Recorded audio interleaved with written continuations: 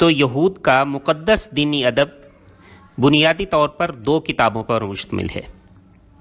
Number 1 عہد نامہ قدیم، نمبر 2 تالمود۔ عہد نامہ قدیم اور تالمود کو یہودی حکماء صیہون کے پروٹوکول یعنی اکابر کی دستاویز کہتے ہیں۔ یہاں ایک اہم سوال ہے کہ موجودہ زمانے میں پائی جانے والی کتاب بائبل کی یہود کے ہاں کیا حیثیت ہے۔ چنانچہ یہ واضح ہونا چاہیے کہ موجودہ بائبل عیسائیوں کی کتاب ہے۔ اس کے 2 حصے ہیں، عہد نامہ قدیم دا اولڈ ٹیسٹامنٹ، عہد نامہ جدید دا نیو ٹیسٹامنٹ۔